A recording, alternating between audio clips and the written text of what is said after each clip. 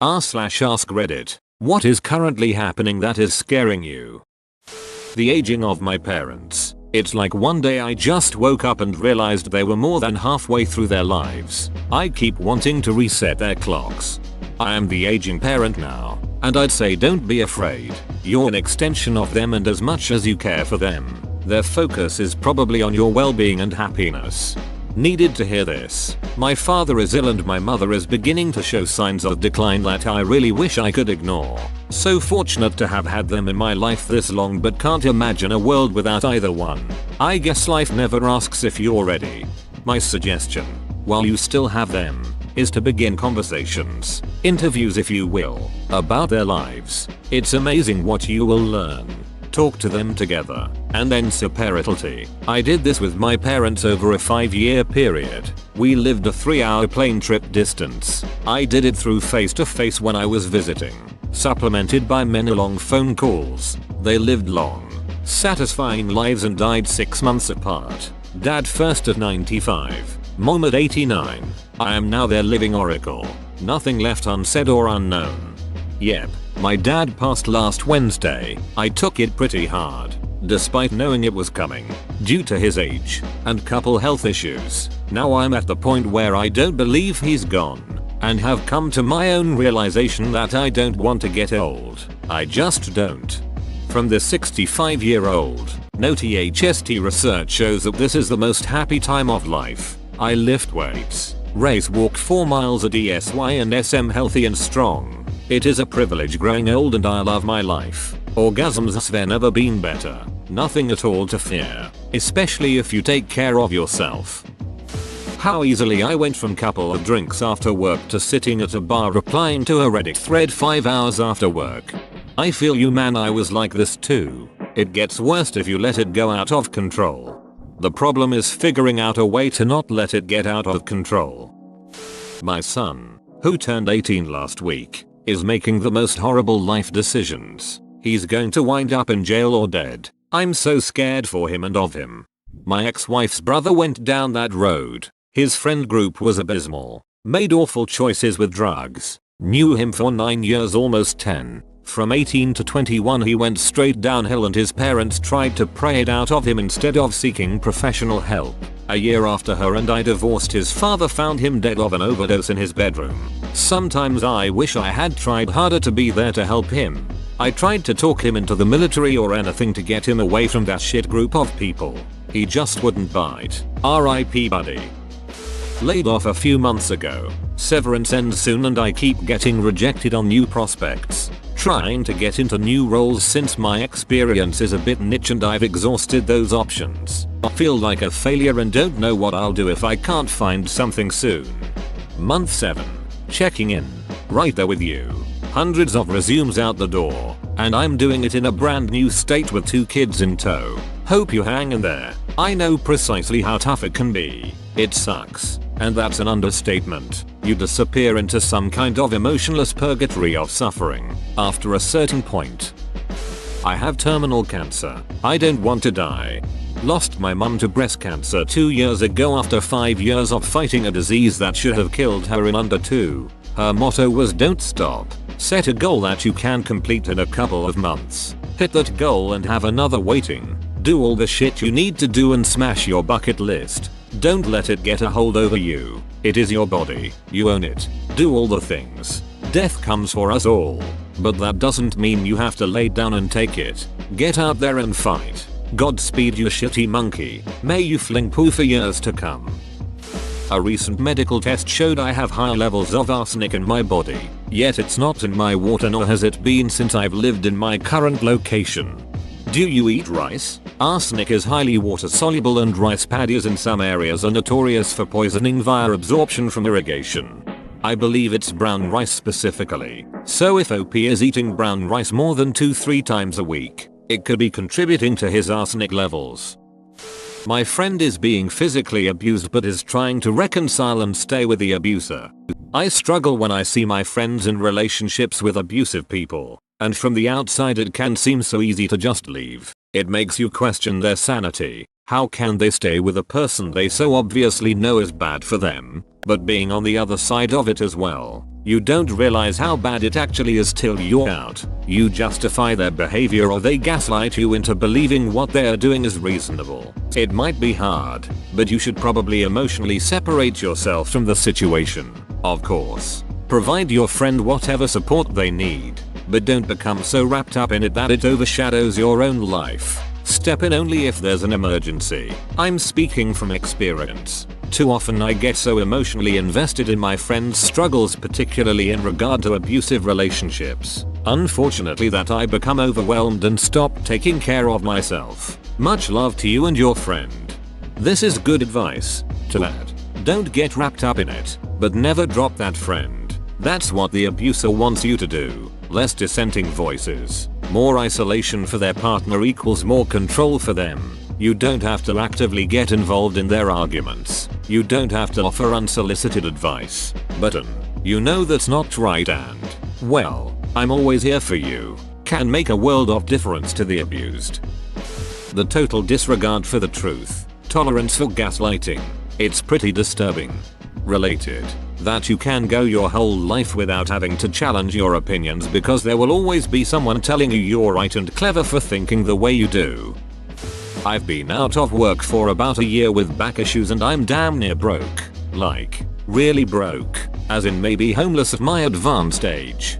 Back problems have spiked in America in the last few decades and the medical community has no idea why back problems have suddenly become so prevalent. The worst part is no doctor knows how to effectively treat back problems and there are hardly any consensus on effective treatment. Join us at r/backpain and welcome to the club.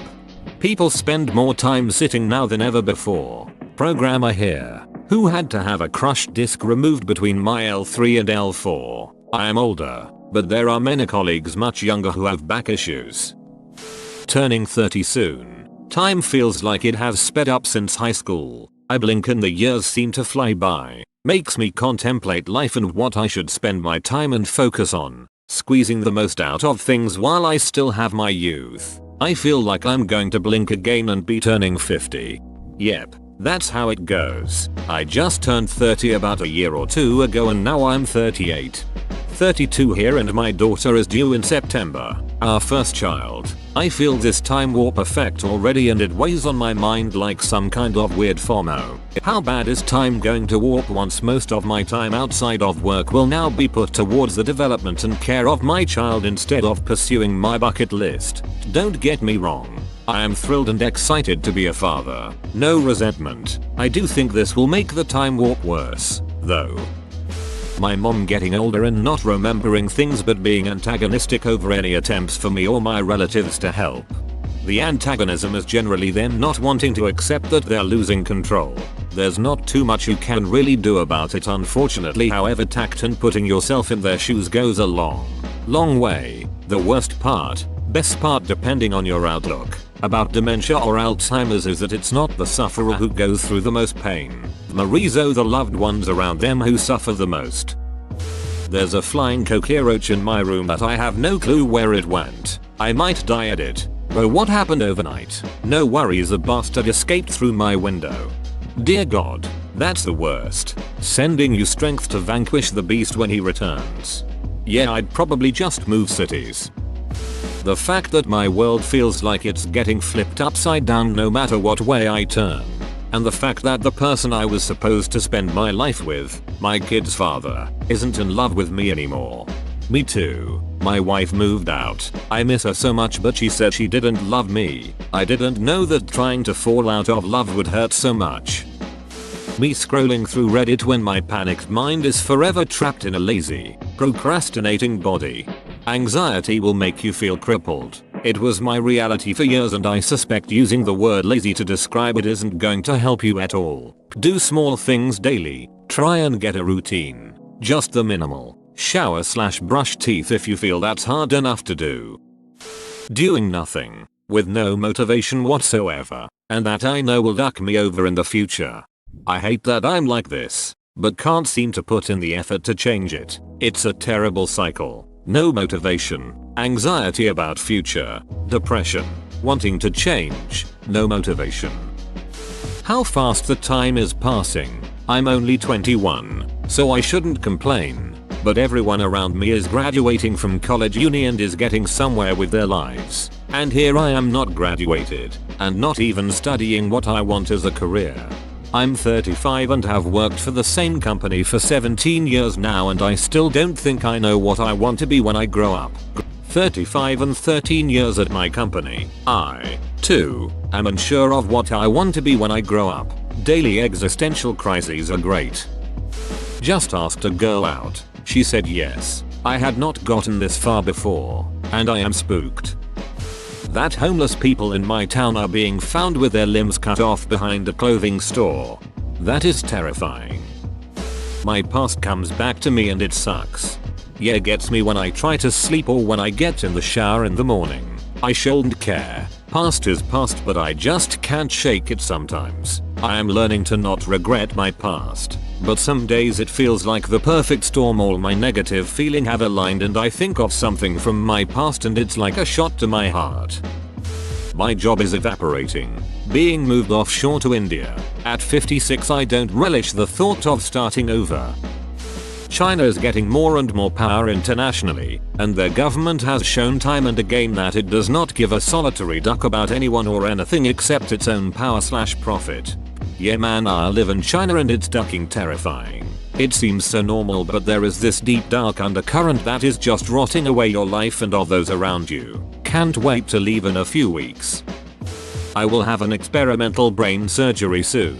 I led an active life, traveling, dating, fitness, before I got mysteriously ill last year. My health is getting worse despite all the medications and at-home infusions I do. My doctor is like house. He has great outcomes and is leader in complex diseases. I am still very financially and physically independent in my day-to-day despite some physical limitations. My boyfriend and I just had a breakup last weekend. We fought about whether he could be there for the surgery. It's 10 days in NY and he works in Mountain View for a tech company. He said I need to understand that he derives a lot of self-worth and validation from his career, and that I'm basically asking him to quit his job if he has to show up to the surgery. He used to say that my illness brought us closer together and that's why he fell in love with me. After almost 3 years together, he stopped showing up when he said he would, so I had to end it. I relied a lot on him for emotional support. I stopped talking to my family a few years ago due to a lifetime of abuse and trauma.